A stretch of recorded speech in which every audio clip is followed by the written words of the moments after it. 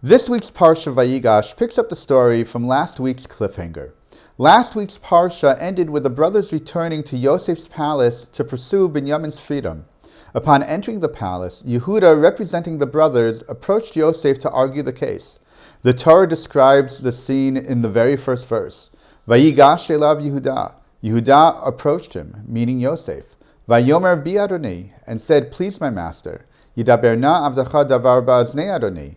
Let your servant speak in my master's ear. V'al yichar apacha be'avdecha, and do not be angry at your servant, ki chamocha kefaro, because you are like Paro." Why does the Torah use the word VaYigash to describe how Yehuda approached Yosef rather than using a different term? The Midrash Rabbah observes that the word VaYigash or its variations is used in Tanakh for three main types of situations: for war, for prayer, and for appeasement.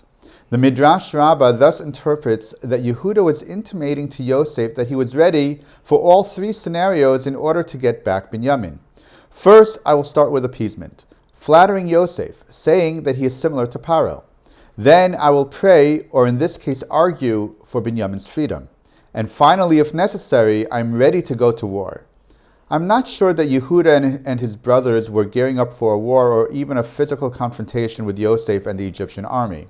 They had easily been captured and neutralized by just a group of Yosef's soldiers and were now under watch. However, the overall idea itself is a nice thought, as it mirrors his father Yaakov's approach with Esav.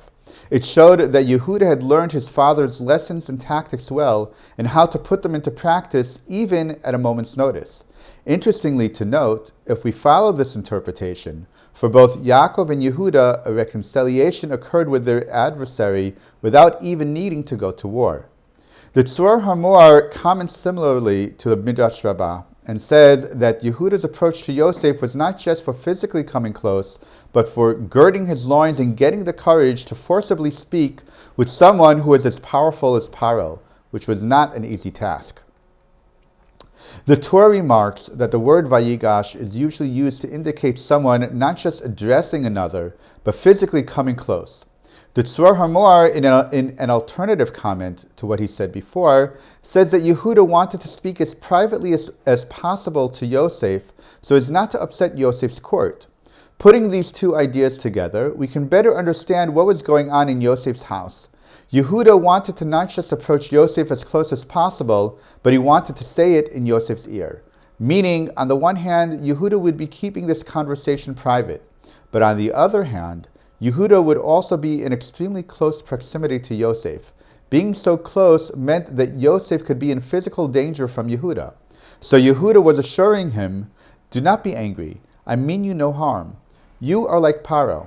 Even though Yehuda might be coming close to speak to Yosef, he was doing so out of respect for Yosef and his position, and was putting himself completely into Yosef's hands. We can say that the Torah used the word VaYigash to show that Yehuda approached Yosef with a sense of purpose, initiative, and leadership.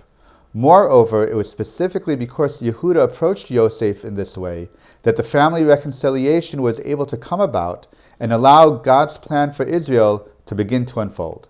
Shabbat Shalom.